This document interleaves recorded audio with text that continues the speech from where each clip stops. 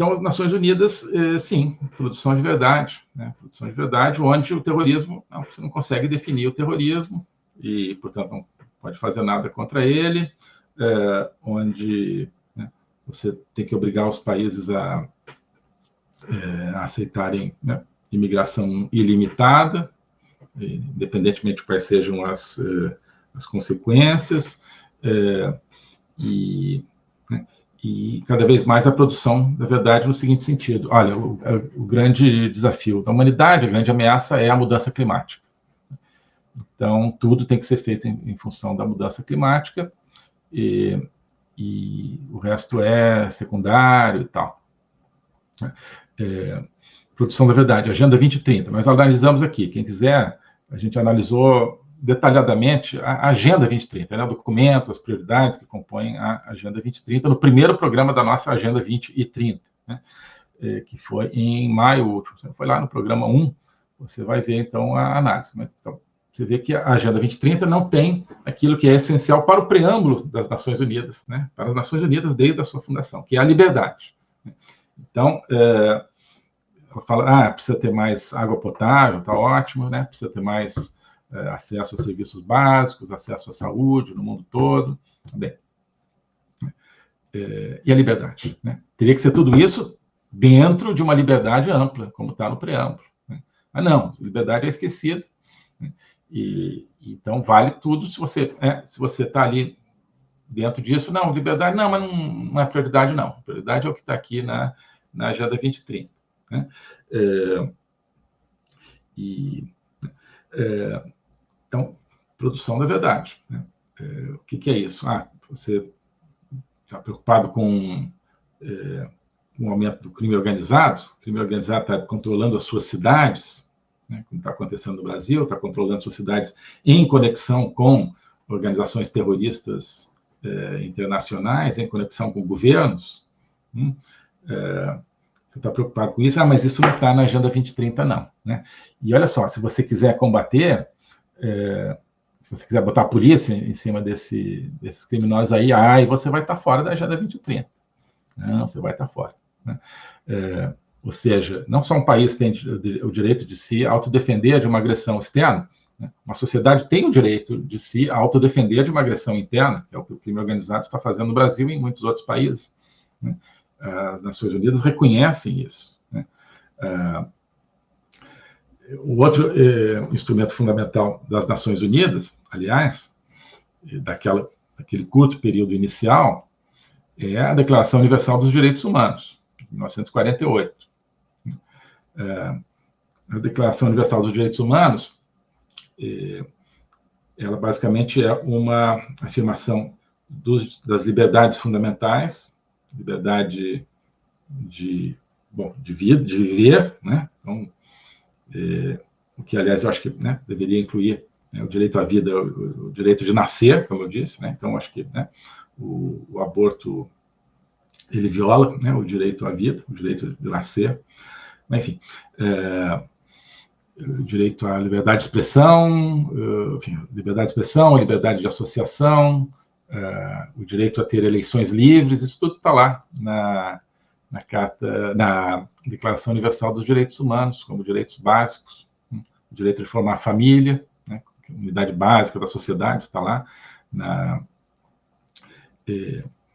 Declaração de Direitos Humanos, mas no preâmbulo da Declaração Universal dos Direitos Humanos está um parágrafo que diz assim, reconhecendo que é preciso promover o império da lei, ou seja, né, que a lei valha para todos, né, o famoso Estado de Direito, né, não o Estado soviético de direito que nós temos no Brasil hoje, mas o Estado de Direito, ou seja, onde todos são iguais perante a lei, onde a lei está, né, presente para todos e não emana da cabeça do juiz, né?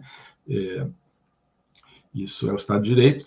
E reconhecendo, olha, quando não impera o Estado de Direito, os povos têm direito, como último recurso, à rebelião para defender as suas liberdades, né? Então, isso é algo que também é muito, muito importante e que está esquecido, mas as Nações Unidas em um dos seus documentos fundacionais, reconhece o direito à rebelião contra uma ditadura, né? Tá certo? E, bem, então, isso tudo não está na Agenda 2030, isso tudo não está, né, nos novos instrumentos, nas declarações, isso tudo não está na agenda climática da ONU hoje. Então, quero combater isso aqui, quero combater o terrorismo, quero, né, combater a agressão de um país contra o outro. Fala, não, isso não pode. Cadê? Não está na Agenda 2030? Né? Cadê que está? Onde é que está combater o terrorismo na Agenda 2030? Onde é que está a liberdade de expressão na Agenda 2030? Não, mas está lá. Não, não interessa. Você está falando de Carta, Nações Unidas, Declaração de 48. Não, isso aí é colonial. Nós já estamos no pós-colonial. As Nações Unidas hoje é pós-colonial, né? Essa coisa de liberdade, isso aí vem dos ingleses, vem dos americanos, são colonialistas, né? Não, agora a gente é pós-colonial, não tem mais esse negócio de liberdade, não. É mais ou menos isso, acho que está no fundo da questão. E também não está mais essa coisa de verdade, não. Essa coisa de verdade é muito colonial. Isso de que você tem uma verdade, né? Agora, a verdade é que é a gente que faz. É a gente que faz. Então, clima, tem mesmo um aquecimento global assim, catastrófico? Não tem. Tem um aquecimento, a gente tem evidências assim, cabais de que isso é proveniente das emissões de CO2 da atividade humana? Não tem mesmo. Né? Mas não importa. Isso é a realidade. Quem se preocupa com a realidade? Né? Nós estamos aqui dentro do modelo do discurso das Nações Unidas. Nesse modelo de discurso, nessa usina de produção de discurso, de produção de verdade, a verdade que eles produzem é de que o mundo vai acabar por causa das emissões de CO2 e por causa das emissões da vaca hoje, né? Portanto, os países têm que deixar de produzir, né, carne, os países têm que deixar de plantar, ou assim, plantar apenas para a China, né, e deixar de usar combustível fóssil, que é eficiente e barato, né, e substituir por energias alternativas totalmente ineficientes, deixando a China continuar a usar combustível fóssil e consumir carne, consumir proteína à vontade, né? Então, esse é o esquema da produção da verdade. Então, quais são as ameaças? A ameaça é o aquecimento global. Mas você tem, né, ali o Hamas querendo acabar com Israel. Isso é ameaça? Não, pois não sei, mas a gente não pode fazer nada, né? Porque, olha só, os palestinos, afinal de contas, tem a resolução de 1967, e Israel, né, não implementou. Sim, mas tudo começou porque os palestinos não implementaram a resolução original de 1947. Né? Então, Israel teve que se defender ao longo do tempo. Aí acabou a quarta vez que os árabes atacaram para destruir Israel. Israel falou, agora eu vou ficar com a Cisjordânia e Gaza toda. Depois saiu unilateralmente de Gaza e de parte da Cisjordânia. Estava disposta. Bom, isso é outra questão, né? Já temos visto aqui a questão histórica. Mas, então, nessa produção de verdade, que é uma produção de falsidade, obviamente, né, por parte das Nações Unidas, uma produção de narrativa. A narrativa hoje vem das Nações Unidas, inclusive, vem de outros lugares, né? Mas as Nações Unidas deixou de buscar a paz. Ela é uma produção de narrativa, né? E nessa narrativa está o fato que Israel é mau. Israel é um ocupante de terras nas quais eles não têm direito, é mau e tal. E, no fundo, o Hamas, a gente tem que entender porque estão ali e tal. Tentando defender o direito deles, então temos que entender. Isso é a narrativa que, de alguma maneira, decorre das Nações Unidas. Então, qual é o outro inimigo que eles identificam? Os conservadores, no fundo, né? Todo mundo que quer a implementação da Carta original das Nações Unidas. Essa é uma das definições do conservador hoje no mundo, né? O que é o conservador? É alguém que acha que os negócios internacionais devem surgir dos povos, né, das nações, e não das elites, né, que é o que está no preâmbulo, e alguém que acha que você precisa de liberdade acima de tudo, e que você precisa promover bem-estar material dentro, né, de uma liberdade ampla, como está escrito ali, e que você tem que usar todos os meios para poupar as novas gerações do flagelo da guerra. Já não estão poupando coisa nenhuma, a guerra está aí, né? Por quê? É claro, você passa a mão na cabeça da Rússia, passa a mão na cabeça do Hamas, claro que vai ter guerra, vai ter cada vez mais.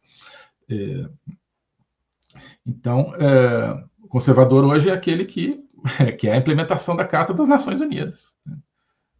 E ela é a Declaração Universal dos Direitos Humanos.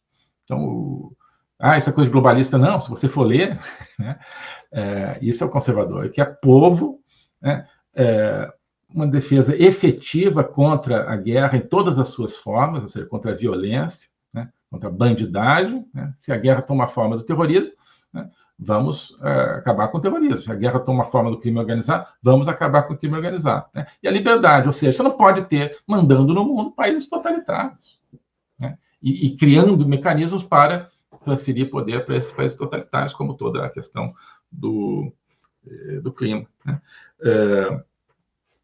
Então, né, as Nações Unidas fracassaram completamente em entregar o produto que eles prometeram em 1945, né, depois em 1948. E aí, nesse meio, está o produto que eles prometeram para israelenses e árabes da Palestina, que é a repartição que eles fizeram em 1947. Não entregaram até hoje, né, não reconhecem que o problema foi criado por uma das partes naquela partilha, né? Então, na verdade, estão acusando a outra. Então, Israel, a parte que aceitou a partilha das Nações Unidas, é considerado o vilão, né? E a parte que recusou ilegalmente a partilha feita pelas Nações Unidas, palestinos, árabes e países árabes daquela época, são considerados o motim.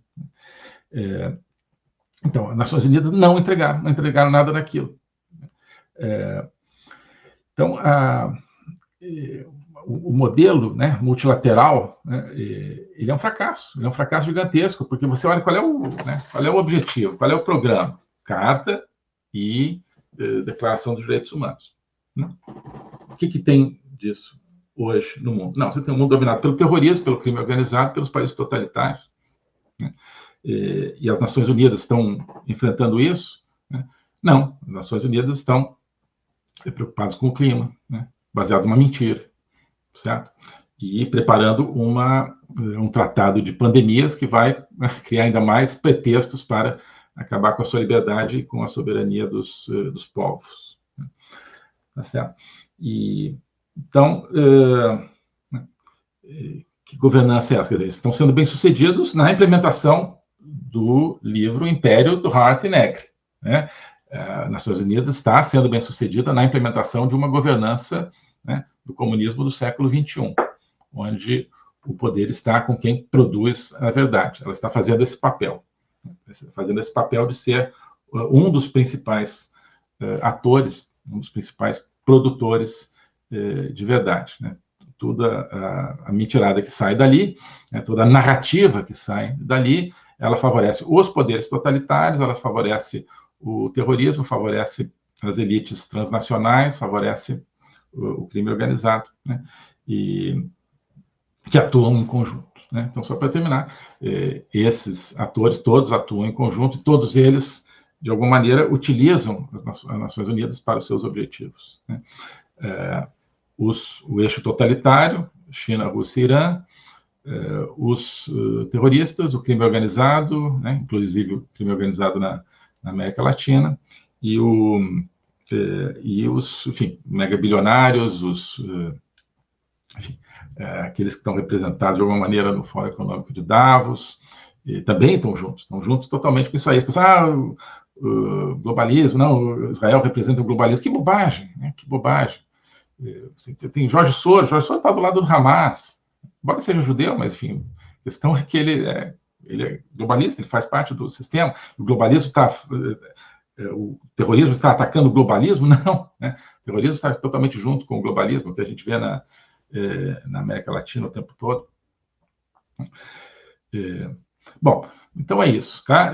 Queria chamar a atenção para esse contraste entre o que as Nações Unidas prometeram e o que elas estão entregando. O que elas estão entregando é um mundo exatamente não, né? Mas um mundo extremamente parecido com aquele mundo de 1945 que as Nações Unidas foram criadas para justamente superar. E isso não acontece por acaso, isso acontece por uma programação de poder, cujo cerne a gente lê nos trabalhos dos marxistas, que é a questão do controle do discurso, do controle da linguagem e da produção da verdade. Tá bem? É isso que eu queria passar hoje. Então, vamos aqui para a nossa conversa. O globalismo existe, é uma coisa concreta. Ele é composto pelo Great Reset, do Fórum Econômico Mundial, pelo projeto hegemônico da China, pelo programa de manipulação e conquista da América do Sul pelo Foro de São Paulo e outros elementos. E esses elementos, eles atuam uns em benefício dos outros, sempre, principalmente através do controle da linguagem, porque o controle da linguagem é o controle do nosso pensamento. Então nós estamos tendo o nosso pensamento reprogramado, e essa reprogramação vai contra a nossa liberdade, vai contra a essência do ser humano. Isso é o globalismo. Com base nesse estudo, nessa experiência, é que eu criei o curso de Logopolítica. Toda semana eu dou aulas sobre geopolítica, literatura, filosofia, cultura de um modo geral, tudo isso em conjunto formando um espaço de conhecimento que eu denomino a logopolítica, para nós não apenas entendermos a ameaça do globalismo, mas podermos nos contrapor a ela. Se você quiser entrar nesse projeto de conhecer o globalismo e enfrentar o globalismo, clique aqui